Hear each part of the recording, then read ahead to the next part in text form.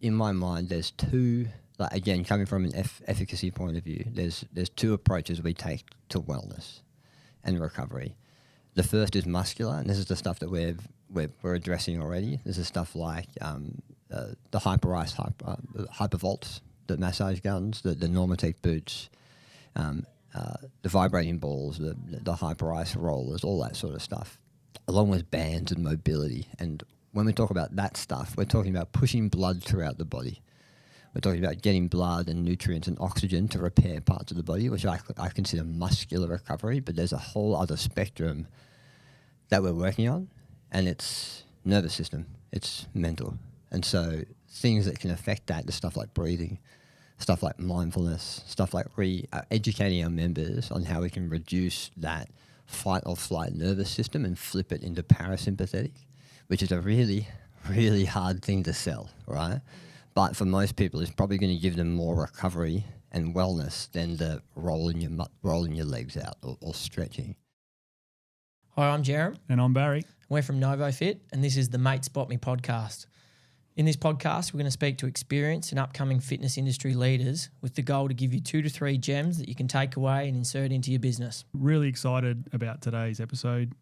We've got former actor, elite personal trainer, and now head coach at Jets Fitness Australia, Bart Walsh. Bart is one of the most inspiring humans you will ever meet. We enjoyed chatting to him about wellness and recovery, and the authentic way in which he shows up really aligns with what we're all about at the Mate Spot Me podcast. Hope you enjoy the conversation as much as we do.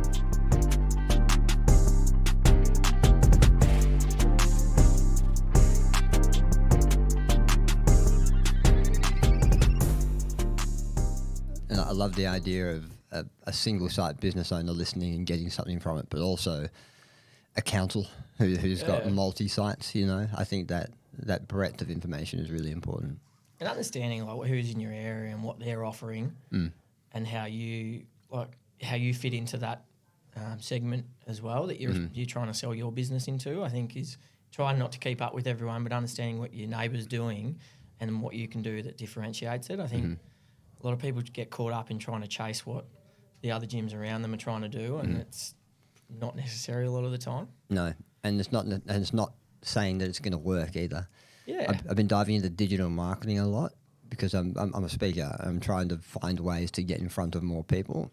And the best advice I've had so far is if you just copy what other people are doing, you may get the result, but you can end up just like them. So you almost need to forge your own path. And no matter what pursuit I try, the advice has been niched down. Find that one person that you're talking to and just speak directly to them. And I know that works, but my entire career I've never done that. I've never been the one CrossFit guy. I've never been the bodybuilding guy. I've never been the power. I've been all of it, taking bits and pieces from it. And I think just having that open and growth mindset and trying to do things your way, even though you know you're going to fail, I think there's something quite enticing about that and powerful. It allows you to be hyper-focused and lean into that superpower of what you're really good at too, I think, when you're laser in like that. And it's a good segue, like wellness and recovery. I think what we're seeing in the market and in different operators is people are doing it so different. And, wellness and recovery in itself is two very different segments. And you've got some operators that are nailing it, and you've got some that are trying to figure out how to nail it. And I think some are hyper-focused and doing, I'm going to do recovery super well, and it's going to be high performance. And then some are doing, I'm going to do wellness, and it's going to be contrast therapy, and we're going to get spa, sauna, and we're going to go really high end. And then there's some that are in the middle still trying to decide which one am I. And I think keen to explore with you like what you're seeing out there from a recovery and a wellness perspective, and if you're seeing the similar or different, and what do you see in the market that's going on right now? I think there is a divide at the moment, and it's either we go down the athlete, people who already exercise and need recovery so they can do more exercise. That's down one path, but I don't. And the other path is obviously for the lay person, which is obviously a lower the barrier to entry, a bit more informative focus. But I don't think anyone has nailed that yet, and there's no reason for it, purely because I think the gen pop that we're trying to hit if you're in that side of the spectrum, they're just not aware enough. You know, they find it hard to get into the gym, let alone get into an ice bath. You know what I mean? But I love the evolution of the space. You know, the Australian fitness market often mirrors the American fitness market, and the boom over there we're following as well, but we're doing it in a very different Australian way, a bit more laid back and a bit more not so 100%. serious. But I love the focus on it, and from my point of view, when it comes to recovery, it always has to come back to efficacy. And I know a lot of other brands might not do that. They look at sort of the bottom line and that's it. But I know if what we do in Jets, for example, will help the member, will actually help them with their fitness goals and we're working with their lifestyle, that will turn into a success, because you're not sort of going in positioning yourself as something and then getting a different product. So, and it's fickle in sort of a 247 facility. Like we've played around with, can we get ice baths in there? Can we get saunas in there? And we have to change our model. We have to change our staffing model if we want ice baths in there or wet areas. We have to increase the price of our fit outs quite significantly if we want to go down that route. And so where we're at now, I think is a really nice middle ground, I think. But mate, the space is there's some crazy places here in Melbourne, like they've gone full boutique, almost as if you're walking into like a Roman spa mineral bath. Yeah. It's and I love that, but sort of whether that lasts the journey, I'm yet to see. The efficacy that you're talking about is interesting. Like what I'm seeing, you know, in health and fitness, normally we measure a lot. It's like you burnt this amount of calories, you trained for this long, you're benching this much. You know, when it comes to Jez's Quadzillas, you know, he's squatting a lot more than most of the human nature. But how do you measure wellness and recovery? It's a feeling, and so you can't give it a score out of 10. I mean, you can from a feeling perspective, but how do you quantify that? And I think I haven't seen that happen yet. No. You've got, I know you wear some Whoop and different bits and pieces that you can get probably some recovery scores, so maybe that's one way, but are you seeing anywhere out there where people are able to quantify it and then give that to members and say, hey, this is the benefit that you're seeing from it? I've seen entities try to quantify it, but how efficacious that number is or that metric is, I'm not sure, because recovery is really a whole different set of metrics, and trying to sort of combine them all together into one bio score or one wellness score, I think is sort of defeating the purpose. But one thing recently, I saw, I might be talking about some different brands here, boys. So just go a for it, heads man. up, right? As long as it's powered by NovoFit. I had slap the logo on top, will be all right. In fact, just replace every word I say now with NovoFit. I had a chat to the InBody team about a very specific measurement. And so for those who don't know what an InBody is, the body composition measurement machine. So you stand on it, it'll tell you how much fat you got, how much bone density you got, how much muscle you got, and that's a good physiological metric for your fitness and or for your health. But there's one measurement I never understood, and it's called phase angle. Have you heard of that before? No, sounds scientific. It's very scientific, and what it is the measurement of the robustness or the density of your cell membrane. All right, so heavy. Yeah, I know. And so what it does, the idea is the higher the phase angle, the more robust your cell membrane is, and that's a correlation to overall health. If your cells have more pressure either side, they're well hydrated, they're functioning well, that layer will be thicker. Yeah. And then that is a very good indication of your health and perhaps your longevity. And as you get older, that phase angle number, the density of your cell membranes, the phospholipid bilayer, it goes down. I know. I don't know if we were really ready for this sort of deep chat. Episode 1. I definitely was. I've got my lab coat on.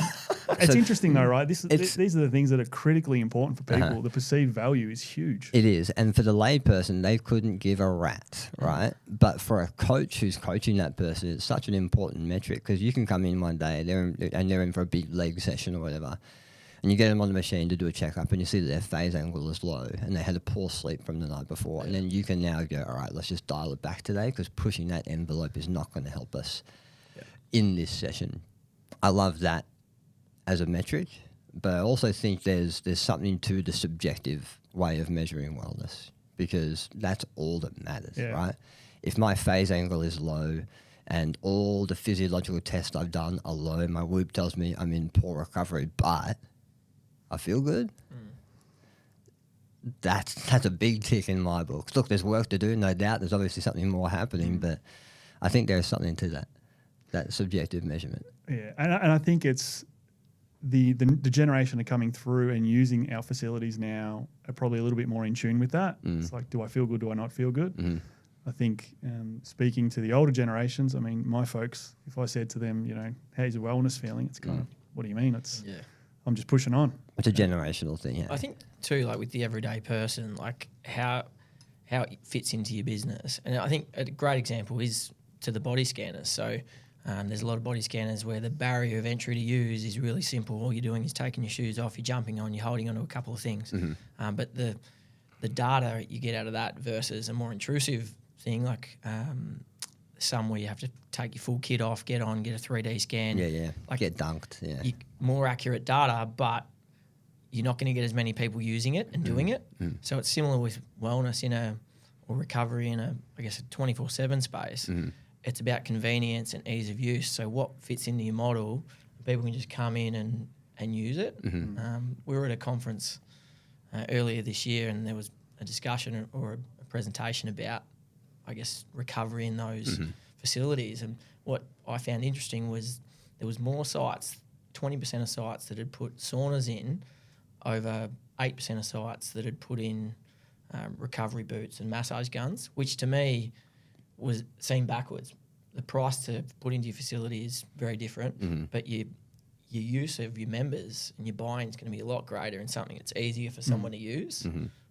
It's fickle. It's the same with equipment as well. Like, it says to me that there's a bit of not keeping up with the Joneses, but keeping up with the rest of the industry to a certain extent. People just feel like they have to have saunas in clubs. Nailed it. And you don't need to. Remember, we've got to meet our members where they're at. And if we've got general members that, you know, don't even know what a dumbbell chest press is, the odds of them using a machine that will measure all these things, that has all these steps to get there, it's pretty low. But it's like, but I think that'll change. Like as the consumer changes, so will that barrier.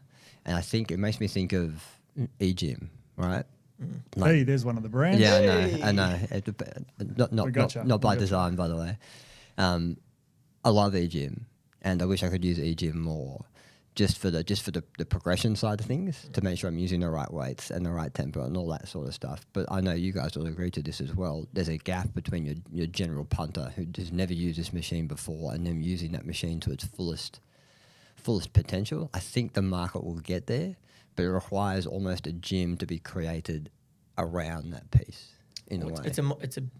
It's a gym with a model that's built around the whole system and the onboarding process, and but you see that with success in specific recovery businesses as well. Like there's a few that have just opened up where you're just booking sessionally and going in and using different modalities, or you've got some that are actually selling protocols. So you're going in and you're following a structure. Love that.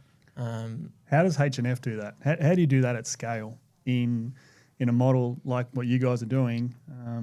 It's how do you scale that across 250 locations where you've got a variety of members that are looking for a variety of uses, and you're like, cool, we're going this way.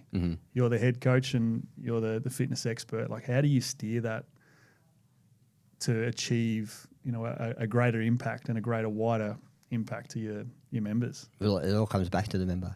So I don't know if you know this story, but when Jets was founded, Brendan Levinson wrote the word customer on a piece of paper, drew a circle, and then listed all the things that were important to it. It had to be open 24/7, had to be cheap, had to be convenient, but also had to deliver a fitness product that was efficacious, that actually worked, built around the PT, built around that hero. And when we look at innovation at Jets, we do the same thing.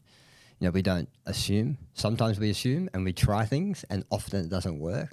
And we've learned from our mistakes, but now we go back to our members and we say, hey, what do you want? And we even ask our PTs. We've got a personal training advisory group. We meet with them every month. Just for us, we got a few projects going on, so we're getting some feedback about those projects, but we're also getting feedback about them and industry trends and what they'd like to see. And so all of our innovation at scale is based upon that. You know, we don't want to bring in a piece of equipment that our members, one, don't need to use, and two, never asked for. We want to make sure that we're dotting our I's, crossing our T's, and giving them things that they'll actually use. So I suppose to put it through like a matrix for you, we go out to the member, we ask them what they want, or what they think they want, what they're interested in, and we've got some really interesting Net Promoter Score, NPS feedback on specific pieces our members want. I'll ask you that in a second. But you go, hey, what do you want? What are you feeling? We often go out into the gyms. Our whole support office does this every year. We go out into the gyms and get a feel for what's happening in the gyms. And then it filters through, will our business owners buy it, for one? If it's too expensive, the odds of that aren't going to happen. And does it work? Is it going to get our members the goals that we want? And then does it accompany everything else in the gym? So there's a few factors, but always, with a lot of things at Jets, has to start with the member. Can you guess the number one requested piece of equipment from all of our hundreds of thousands of Jets members? I could tell you what Jerem would be requesting. It's leg press. Squat rack. Hip thrust. Treadmill? Really? Is it hip thrust? No. Treadmill? Nah. Adjustable pulley?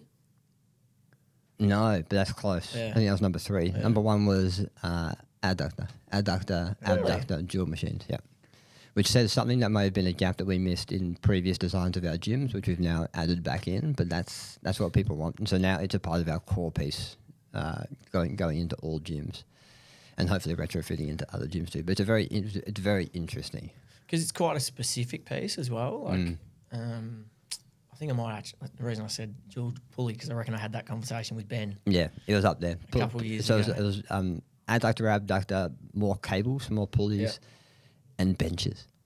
Which if you think about just adding a bench into a gym, all of a sudden allows another person to do. Yeah. In terms of like a utility to add to a gym, if you don't have enough. I guess those two, the pulley and the bench, they're quite. Like you can go in a lot of different directions with what you do. Whatever the adductor is. Specific piece. A very specific piece, but a great piece, I might add. I think the fact that you have to go through those layers means that the end result, is really well thought out and it's gone through a rigorous process. It'd be interesting to see, particularly in a franchise group, you need to go through. You got to influence the customer, you got to influence the business owner, you got to influence the franchise group, you got to influence the board. There's all of these layers. I'd be interested to know, independent gyms. It's kind of, members want this. Let's put it in. Members want an infrared sauna and a plunge.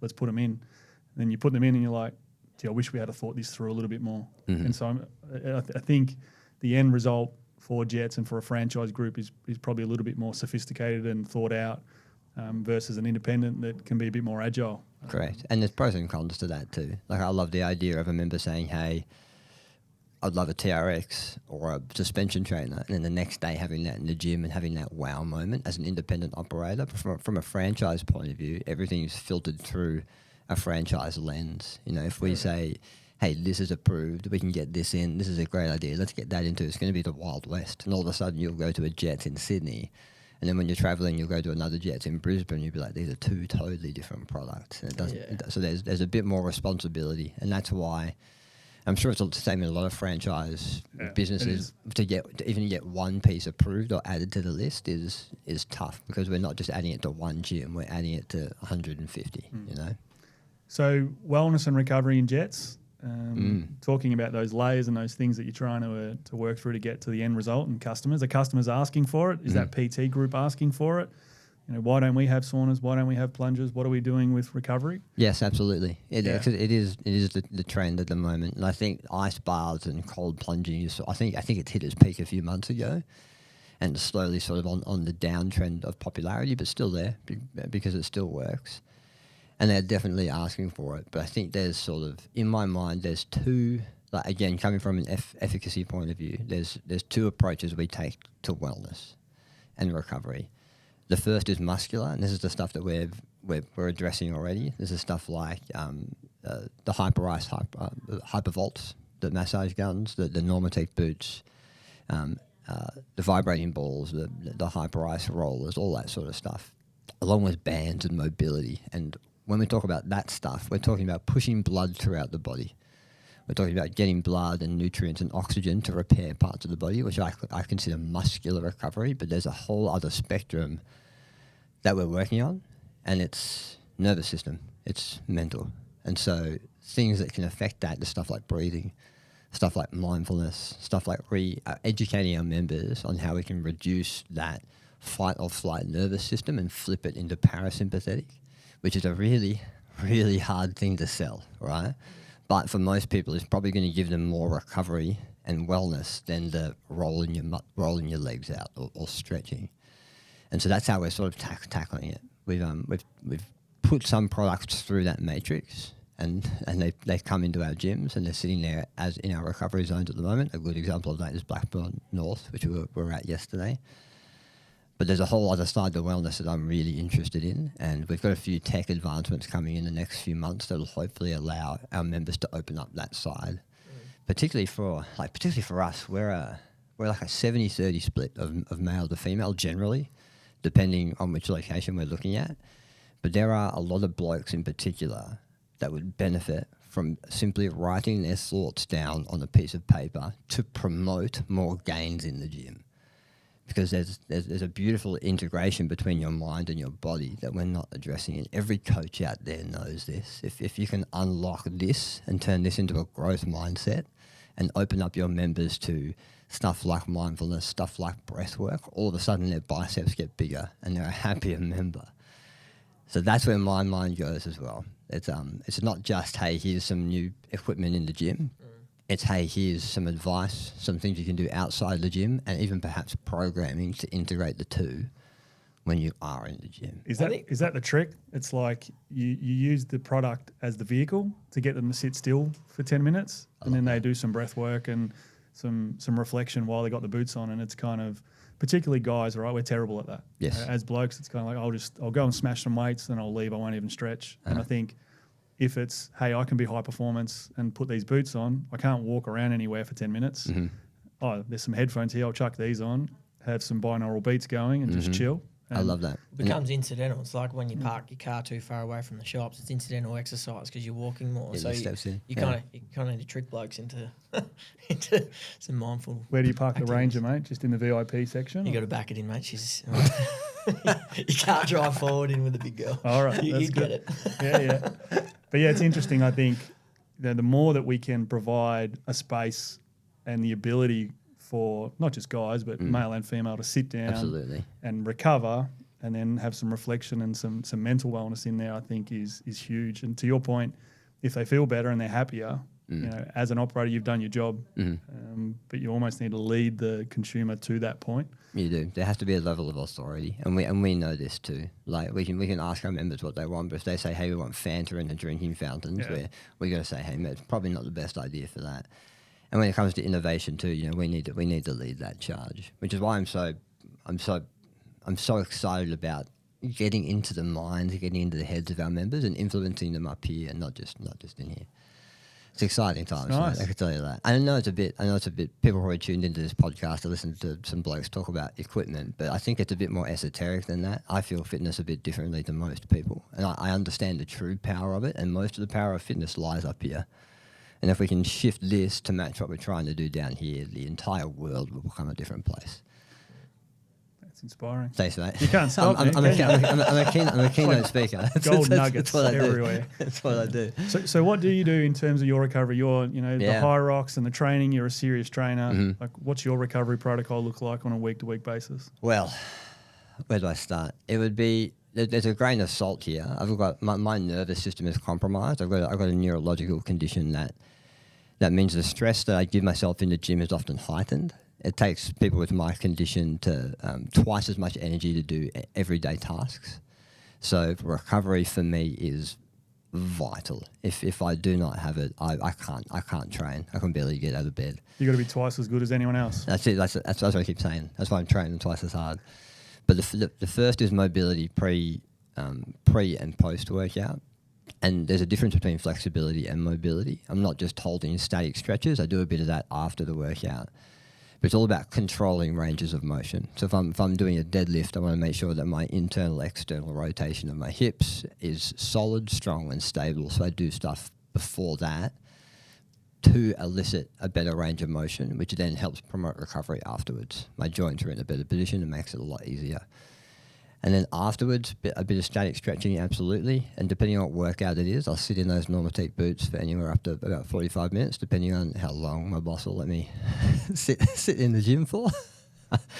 And that just pushes the blood around. And that's all about oxygenating the tissue without applying more stress. And then I'll use the guns before the workout mainly, but a little bit afterwards. And before the workout's just to lighten up loosen up the tight tissues. So if I'm going overhead in a workout, I'll loosen up my front delt, my lats with those guns before I start my mobility work. And then everything else is centered around having a better sleep. And so if that means I need to do a bit of stretching before bed to just wind down my nervous system, I'll do that. I have a magnesium hot chocolate about an hour before bed just to calm the nervous system. I put magnesium on my legs to stop them from itching. And then if I do all that around my workout well enough, and I promote every single thing I can do to get a better sleep, all of a sudden I'm progressing a lot faster. I'm feeling a lot better, and mentally I'm a lot more capable. But having 2 kids under 3, that it means that, you know all about that. Doesn't get easier. Yeah, that's right. That it's certainly a spanner in the works. But I love, it's not a dad podcast, but I love leading by example. And I know my son does his stretching with me. He has no idea what he's doing, but he loves it. That's awesome. Yeah, and so I suppose and then there's a whole nutrition piece as well. I don't think we'll get into that today, but in terms of the basics of a recovery session, there's that. But then I'll do a float maybe once a month. I'll get a massage every couple of months. And I'll try and find some time in my day to be absolutely still, to just put the phone down, put the computer down, block out every single person and just sit in a room and just be there with my own thoughts. I don't necessarily meditate. I do that sometimes. But I just think being able to listen to your thoughts and not be bored and just sort of feel yourself in your body without distraction is a really important thing for self-awareness. And so I try and do that, find that stillness throughout my day too. Nice. There's a bit there. Interesting about the mobility. So the fact that you do the mobility before your workout means that you've got a better range of motion. And does it reduce inflammation after the workout because you've done that? Absolutely. And reduce risk of injury, and you're prepping the nervous system. So here's a mistake a lot of people make, is that they go into the gym and go, all right, I'm going to lift heavy, I'm going to do a bench press, I'm going to do a deadlift or whatever. They might do like one warm-up set and then move to their working weight and go. But your nervous system is like a car, and it needs to rev up and warm up before it can hit total torque output. And so doing the mobility beforehand sort of just primes the nervous system, primes the muscles that might be underactive to fire a bit more, and then I'm more likely to use those muscles in the workout, which means less cranking on my joints, less inflammation at the joints, smoother ranges of motion, and overall a better workout. And I think it'll come back in vogue. I think mobility will have its day in the sun perhaps in the next maybe 5 or 10 years. We'll go back to like Kelly Starrett, put bands around your shoulders and your knees. I think that'll come back, which I think is needed. But it's a bit out of vogue at the moment. I think in commercial spaces, like in the space we used to both live in a lot. Yes. In the old functional space. The functional, specific functional facility. That was a big thing. You'd go in before a class. For and hours, everyone would be just doing all this weird looking every stuff. stretch you can Hang on a minute. Can you not say that anymore? You can't call it what it is. Well, I think it's just become very broad. There's a lot of different versions of that now. CrossFit. CrossFit. Yeah.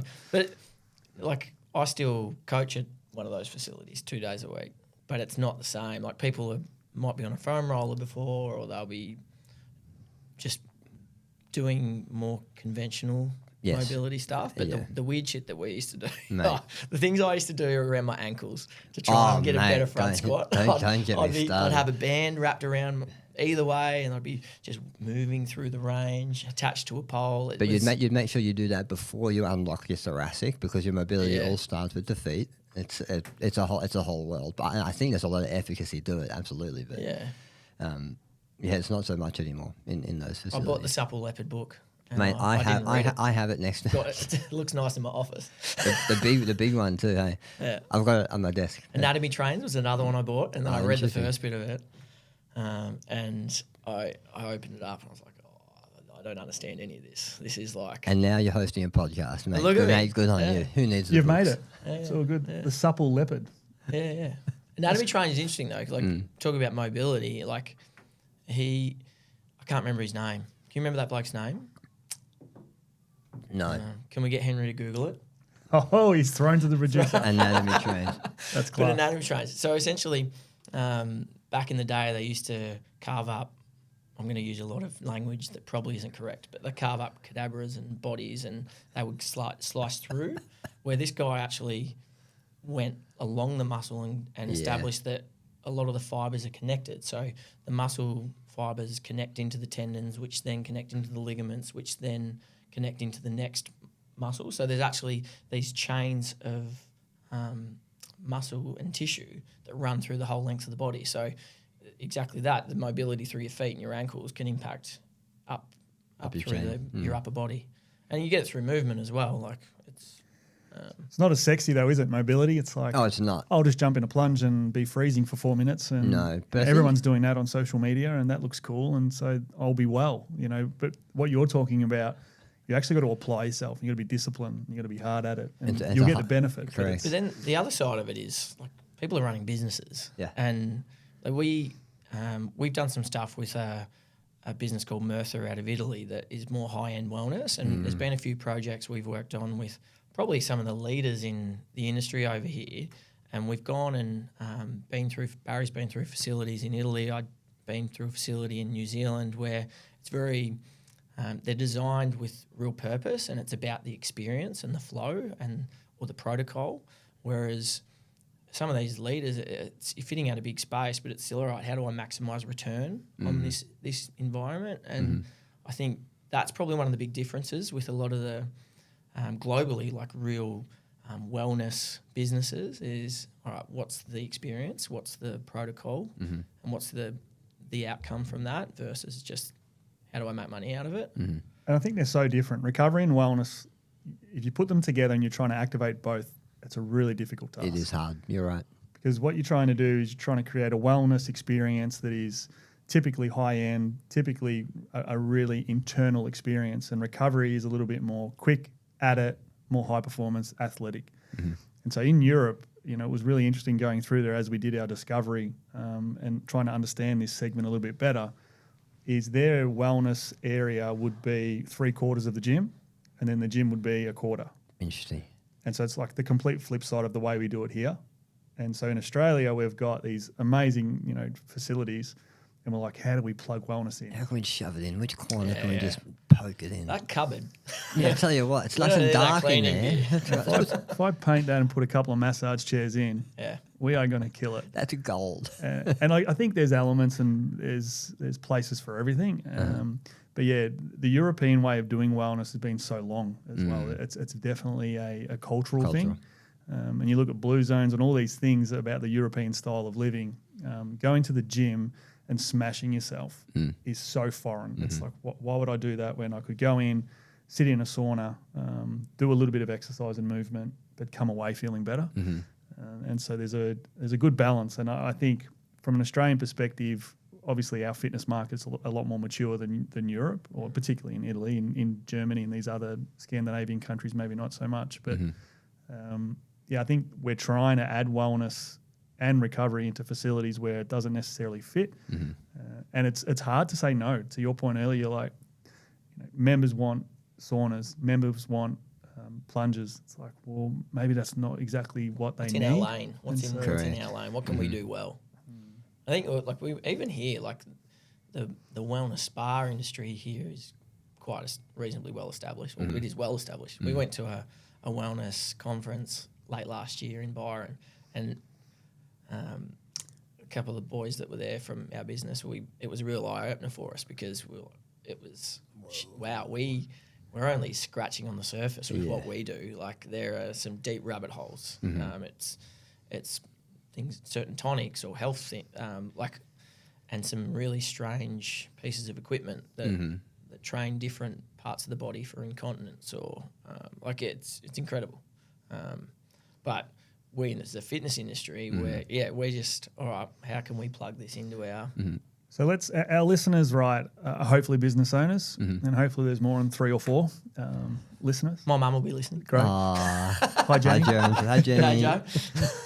So, what would your advice be to an independent owner looking to find a way to activate recovery or wellness in a facility? And it sounds like it might be member first and then peel back from that. But what sort of advice would you give to the listeners that are looking at activating something like that?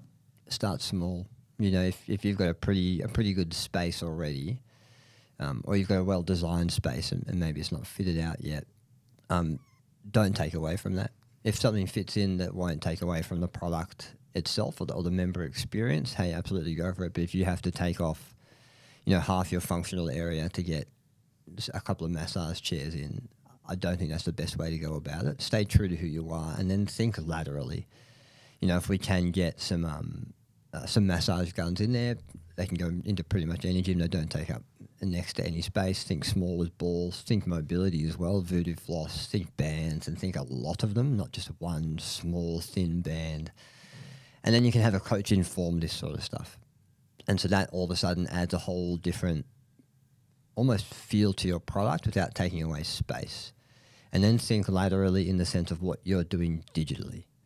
So obviously digital space doesn't take up physical space in your gym, but can have just as much an impact. And I think the best way to do that is to empower your coaches. Even if they're contractor coaches, empower them, say, hey, a good Jets gym that does this well is Jets Nowra. So they have a mind coach. So she's in there, she does physical training as well, but she trains people in this. A lot of her service is done digitally too. So you don't think you have to get a sauna. Don't think you have to get an ice bath. They're great and they work, but don't let it take away from what you're doing right now. Stay in your lane in that sense and then think laterally, how can I layer in this wellness or recovery piece without taking away from what I do? And I think digital is the way to do that. And there's a lot of ways you can do it. But I think the best way you're going to get consistency with it is if you empower that coach, that expert, that Bart that's in every single one of these gyms to own that side of the product and then train them up, work with them to create it. I think that's the best place to start. Simple too, right? That's something that you can really implement pretty easily and then roll out. Not simple in a sense that there's quite a lot involved, but it's like get digital, get connecting with your members in and outside of your 4 walls. Absolutely. Doesn't require more space. But also, it's like everything. If your people believe in it and they use it and love it, they're going to talk about it and they're going to program their people. That's where the wheel goes. They engage with to use it as well. It's like, and if they want advice, we're doing this with our PTs too. We've got, and so feel free to reach out. Feel free to drop my email or whatever. We'll put your personal number out there. Yeah, thank you. Put my my account details and then. I don't actually know how we do that. Being the first time. What is a podcast? Do we need to spell it out?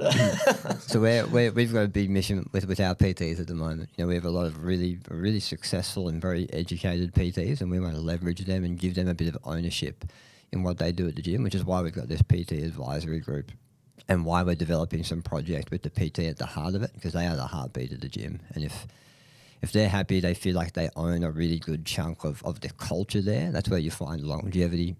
And that's where you find, the word of the day, efficacy in members' results as well. So I think empowering that person and taking a bit of ownership, if you do want to start small, is a great place to go. But, if you've got money, you've got space, you want to really shake things up a bit, get the whole Hyper-Ice suite, get those big chairs, shove them in there too, get a TV screen in front of it and just give your members a space to go, a place to relax. And I think Jets Blackburn North is a good example of that. They've got a little wall that they've installed, there's a TV, there's some bean bags, they've got the boots, they've got the guns, and it's just a little corner where members can, switch off. Good advice. Conscious of time, High Rocks. Wanted to pick your brain on that a little bit. Barry, let's go, baby. And so I think the growth of that social movement, we're seeing even just as recently as Beyond Active in Singapore, that was quite a prolific. They had an event there, didn't they? Incredible. And so I know you being the supreme athlete and weapon that you are, lean into this a lot. So keen to hear on your thoughts on that. How do you recover after a big race? Something like that would be cool. So what's happening in your body after a big race, right? your nervous system is fried. Your endorphins might be high, and you might think, hey, this is the greatest thing in the world, but your nervous system is going, what the hell just happened? Muscular, there's inflammation, and we're talking high rock specific, there's inflammation absolutely everywhere. So we need to find a way, one, to tamp down that inflammation naturally, which may or may not be a cold plunge. We can talk about that in a second. And then secondly, a way to just switch this off. So I've done a few high roxes, and my nervous system, my brain has been fried from not even racing, from just being in that environment with the music and the noise and the vibe. Like that drained me by itself. So to say you finished your race, your body's starving for nutrition. Try and get some good quality carbohydrates in there, a little bit of protein too, to help rebuild that process. But then my first port of call is static stretching. So remember, when we static stretch, just your classic quad stretch, your classic hip flexor stretch, it's talking directly to your nervous system. And it's saying, hey, this position is safe, even though you're inflamed. This position we're in is safe, so just relax, baby, relax. And then once your nervous system lets go a bit, then we can move into some very light either movement or some Normatec work. And that's just to make sure the blood is flushing in and out of the legs in particular, to move the oxygen around. So you've started to address your nervous system by saying, hey, buddy, chill out, by stretching. And then you've started addressing your muscular system by pushing blood in and out of the target muscles. Now, I haven't quite gotten to the point with the Normatecs where I've got the arms and the legs and the hips going. I'm not there yet, but... This seems like a request. I think he's nudging at something here. I saw a picture of someone that they obviously had to get someone to put them on for them. Yeah, you can't do that by yourself. Like starfish, arms out, legs out. Although probably, just thinking about blood pressure, probably not the best thing to do that, pushing all the blood to your heart all the way back nowhere out. else. Yeah, no. It's probably the same with any sort of big event though, like high rocks. I did the marathon last year on the sunny coast, and it sounds like I did everything wrong in my recovery. I went to the pub, I sat down. Big KFC feed, sat in the car for an hour on the way home, and then had about 100 beers. But it's funny, just before we continue, like people discount that, but remember, if you eat crappy food after a workout, after an event like that, which, hey, you deserve, absolutely. Yeah. Just be aware, if your gut's inflamed, it's going to make the inflammation in the rest of your body worse as well. So try and get some gut-friendly foods at least to ease that side of things. Definitely. Kombucha beer? Yeah, why not? It's got probiotics. Dirty kombucha, I think they call that. Final takeaways, I think, the wellness and recovery conversation can go into so many little rabbit holes and ways that you can explore it. Stay in your lane, be really clear on what you want to achieve, have that member really front and center in what your plan is and what your objective is. Utilize simplicity and sometimes digital to try and leverage that a little bit more. And your people. Yeah. And your people, which is the unsung lesson there, I think. They want to help if you give them responsibility and you give them space to build that. Just let them own it. Yeah, 100%. And that's the same with group exercise. It's the same with just about any fitness product. If a trainer or a coach feels like that's their space and that's their chunk of the gym and that they own that, then it just helps everyone. Awesome. How does everyone get in contact with you, mate? We'll put your details up on the producer's nodding in the corner there. He's all over it. Beautiful. Yeah, you can just message me through LinkedIn. I'm on Instagram as well. LinkedIn is Bartholomew Walsh. You have to learn how to spell that to be a connection of mine. Instagram, walsh.fit. But if you want my email, if you're a business owner out there and you want to contact me directly, just reach out to these guys and I'll pass on my email to you. Good man. Thank you so much for coming in. No worries. Thanks, Love boys. the chat as always. Clearly an inspiring person in industry, mate, and we're rapt to have you as episode 1 on. I think we'll have to do it again. Mate, spot me. I think there was so much more we could cover. Right? I know, right? I held back. We can go more. And I think maybe next time we have some whiskies or something. But it was a good first one. So awesome. Thanks, mate. Thanks, mate. Appreciate you coming in. Good work, Henry. Did you get all that?